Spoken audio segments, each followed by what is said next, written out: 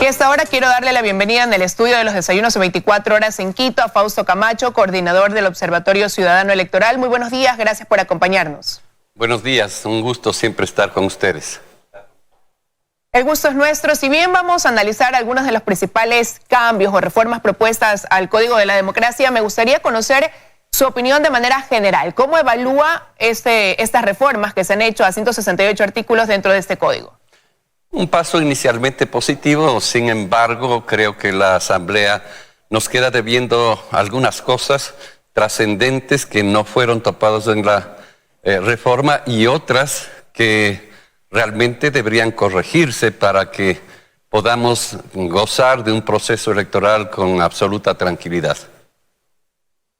Me gustaría ir analizando cuáles son esas cosas que usted considera quizás quedaron como pendientes, que debieron haberse incluido, sobre todo cuando estamos a poco tiempo de iniciar un proceso electoral. El 2020 se viene y comenzaremos ya a mediados de año a sentir que es un año electoral para el 2021. Sí, por supuesto, encantado. Mire, creo que la primera cosa es que una reforma electoral debe ser integral y mantener coherencia. Creo que hay varias cosas en ese sentido que no tienen esa integralidad. Por ejemplo, no hay la suficiente normativa respecto de la seguridad jurídica y de la gestión de los procesos electorales con transparencia. Una de las cosas que ha adolecido digamos, la administración de los procesos electorales en los últimos años es la carencia de transparencia, la falta de transparencia, y para ello era necesario que en la ley conste de manera absolutamente clara qué es lo que debe hacer el Consejo Electoral para transmitir los resultados electorales. Habían varias propuestas que fueron presentadas por varios por varios legisladores, que no fueron recogidas. Y creo que estamos a tiempo para que el presidente de la República, por ejemplo, pueda vetar parcialmente la ley y corregir esto para que no suceda lo que en el 17, no suceda lo que en el 19, no suceda lo que acaba de suceder en Bolivia con esa transmisión de resultados que pretende convertirse en resultados electorales oficiales. ¿Esa transmisión debe hacerse? Sí debe hacerse, pero debe tener un carácter provisorio, provisional, y debe haber un escrutinio provincial, que es el único que en audiencia pública con los miembros delegados de los partidos políticos que puede proclamar resultados definitivos. Y ahí hay una contradicción. No se modifica lo que estaba en el pasado, queda un vacío, pero adicionalmente se anticipa la instalación de la Junta Provincial Electoral ese día a las 5 de la tarde, no sabemos para qué. Es decir, ahí hay cosas que hay que corregir en ese sentido. Un punto. Un segundo punto que tiene que ver con el financiamiento de la política. Mientras no haya un sinceramiento del uso del dinero en la política, no vamos a resolver los problemas que hemos vivido, como los de Arroz Verde y otros. Mire usted. Pero en ese sentido, dentro de estas reformas al Código de la Democracia se busca ya transparentar esos recursos, tener un sistema que esté interconectado, incluso han dicho con el Consejo Nacional Electoral, el Servicio de Rentas Internas, la UAFE, para poder investigar o saber de dónde provienen esos fondos que son los que sostienen pues las campañas electorales y los partidos políticos. Eso está perfecto, eso no está mal, es absolutamente insuficiente. Mientras la información respecto del monto, origen y destino de los recursos que se utilizan en política no sea una información pública, publicada en la página web del Consejo Nacional Electoral en línea. Esa bancarización que está obligada las organizaciones políticas a hacer, debe hacerse, pero los ciudadanos debemos tener acceso a esa información. Mientras eso sea reservado y no sea público, no habremos conseguido nada. Pero ese es un elemento. El otro elemento es que mientras no entendamos que la política cuesta dinero y pretendemos poner un freno con $3.700.000 como tope de gasto en una campaña electoral presidencial, simplemente nos estamos autoengañando. En el pasado era 1.700.000 y algo más, ahora lo pusieron al doble. Eso es insuficiente. Todos sabemos que una campaña electoral cuesta bastante más que eso y por tanto es necesario sincerar aquello. Había propuestas que estaban abordando el cuadruplicar el monto actual, con lo cual ya hay un equilibrio más o menos necesario, o absolutamente necesario, con 8 millones casi de dólares por campaña electoral, que puede gastarse más el complemento de los recursos públicos, lo cual hace que entonces sea una competencia real. Mientras los montos sean irreales, seguirá siendo una invitación para burlar la ley por parte de los partidos y movimientos políticos. Eso es también algo que puede corregirse y que el Ejecutivo puede ayudarnos a corregirlo a través del veto parcial. Segundo gran punto. Pero para usted la corrección iría poniendo igual un tope, solo que analizando bien las cifras o dejando simplemente la posibilidad de no tener este tope que hoy por hoy ya existe. Debe haber, Liz, un tope. No podemos dejar al libre albedrío y sin control. No, para nada. Hay que sincerar el uso del dinero en la política, pero poniendo límites, poniendo reglas claras, pero reglas reales, no reglas irreales como la que está propuesta. Siempre es necesario el control, siempre es necesario la participación del Ejecutivo, del gobierno, del Estado en el financiamiento de la política, porque es un mecanismo adicional de alguna manera de igualar entre los que tienen y los que no tienen para que la competencia sea una competencia igualitaria. Pero el dinero en la política debe ser público y debe estar al alcance de los electores. Nosotros, usted o yo o quien quiera, debería poder saber quién aporta, cuánto aporta antes del día de las elecciones, no después de las elecciones. Ahora, ¿coincide quizás usted o discrepa con aquellos que dicen que también dentro de estas reformas propuestas se debió pensar en alguna reforma que limite hasta cierto punto el número de participantes en los procesos electorales, el número de las organizaciones políticas que intervienen, considerando que en el último proceso se inscribieron más de 80.000 candidatos con 278 organizaciones habilitadas para formar parte de ese proceso? Sí, es necesario racionalizar el sistema de organizaciones políticas. Para eso existían varias propuestas que tampoco fueron incluidas en la reforma, como el incentivo para las alianzas, el incentivo para las fusiones, que no es un mecanismo que resuelve totalmente. La resolución de aquello, sin embargo, parece que no existía voluntad y votos en concreto, porque para una reforma se necesitan los votos en la Asamblea. Y era que los movimientos locales solamente puedan postular candidaturas para elecciones locales y que para el Parlamento, para la Asamblea Nacional, solamente puedan postular las organizaciones políticas nacionales. Esa es una solución a nivel de la ley, que no era posible porque no tenía los votos. Pero una solución integral a este sistema pasa por una enmienda de la Constitución, cuando es esa la que da origen a que en todos los niveles de gobierno pueden existir movimientos políticos. Es necesario corregir también aquello del financiamiento de las organizaciones políticas, cuando en el 2010 se echó al traste el concepto de la Constitución que decía que solo los partidos deberían recibir fondo partidario permanente.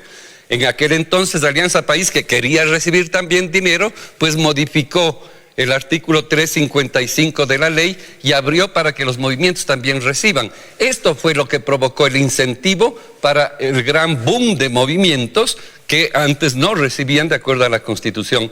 Y esa norma hay que corregirla ahora. Hay que hacerlo, hay que derogar el 357 y de esa manera tendremos un mecanismo de regulación de aquella sobrecargada participación de la oferta electoral.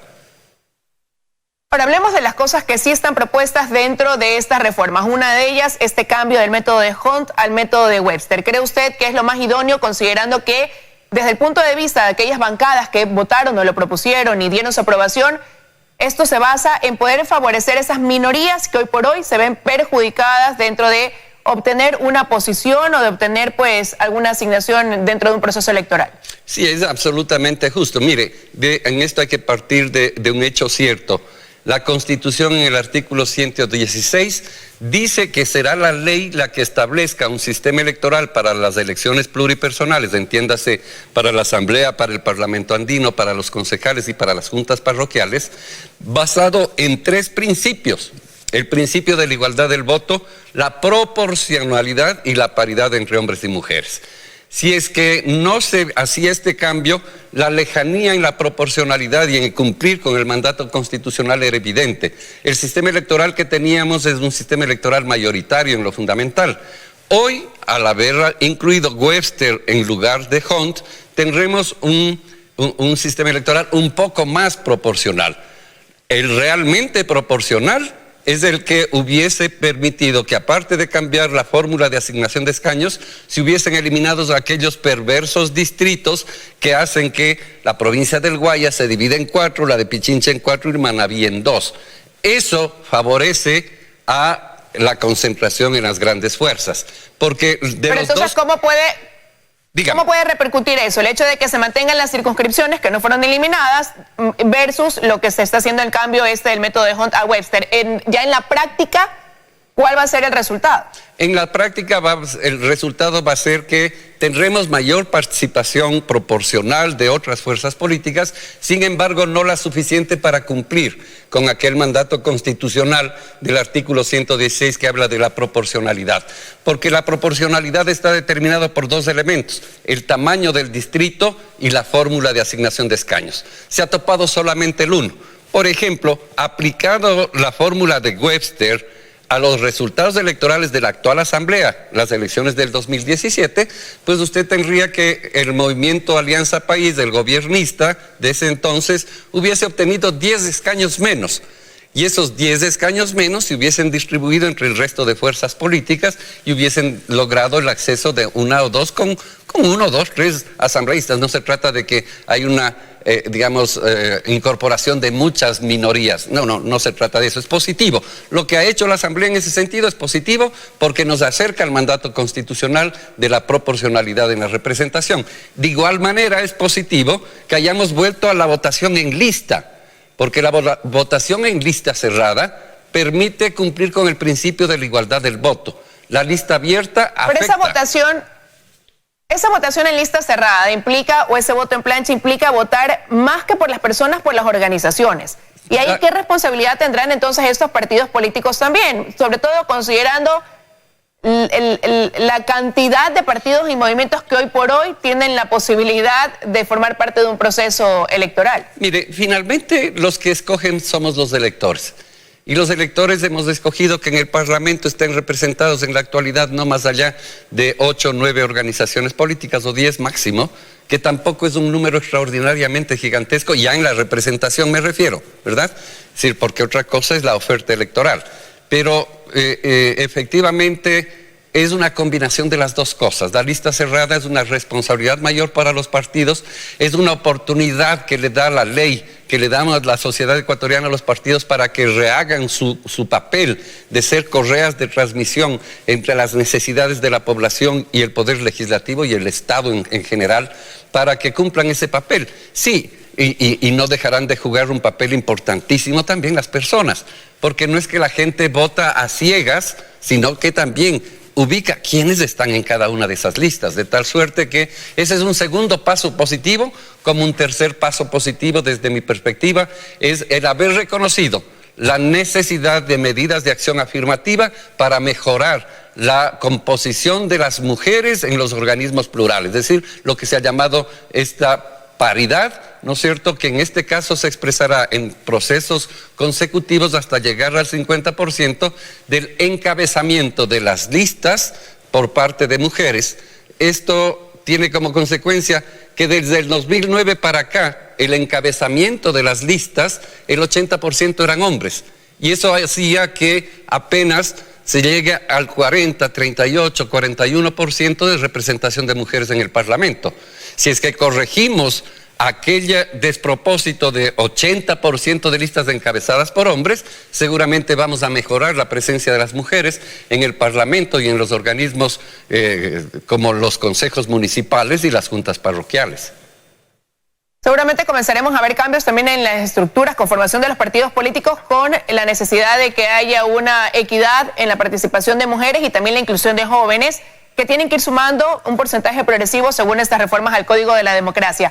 Y quisiera preguntarle también cómo va a cambiar el panorama electoral también, una vez que sería obligatorio que vayan a un debate los candidatos a la presidencia y vicepresidencia de la República. absolutamente positivo, y no solo de la Presidencia de la República. Los debates deben ser de todas las autoridades de elección unipersonal, o sea, el presidente, los prefectos o prefectas, los alcaldes. Estas tres dignidades deben debatir a lo largo de la campaña electoral como un mecanismo de entregarle mayor información a la ciudadanía, al elector, que el elector tenga mayores elementos de juicio para pronunciarse respecto de quién quiere que dirija los destinos del país. Y si es que hay un debate que es obligatorio, pues tendremos, en buena hora que esto se aprobó así, nuevos elementos de juicio. Mire, si es que eso se complementaría con la información del financiamiento de la política, si es que eso se complementaría con mayor transparencia en la transmisión de los resultados, tendríamos un sistema electoral deseable, digamos, reglas del juego mejores para la competencia electoral. De ahí que nosotros como observatorio esta semana tomaremos la iniciativa de convocar a quienes quieran proponerle al presidente de la República un veto para mejorar las condiciones de la ley aprobada por la Asamblea, y que en vez de que tengamos algo donde quedan muchas cosas en el tintero, las cosas más importantes puedan ser incorporadas para convertirse en ley, y en el 21 tengamos, y en adelante del 21, digamos, procesos electorales con mejores reglas del juego. De ahí, el siguiente paso es la responsabilidad de los actores políticos. Si no hay un cambio de la cultura política de los partidos, de sus candidatos, las reglas del juego servirán poco. Estaremos a la espera de ver qué decisión toma el Ejecutivo. Lo cierto es que estas reglas del juego, como usted dice, hoy aprobadas, traerán un cambio para el proceso electoral que vivirá el país en el 2021. Quiero agradecerle su presencia esta mañana aquí en los desayunos de 24 horas. Gracias a usted, Liz. Un gusto siempre compartir con la ciudadanía estos temas tan importantes.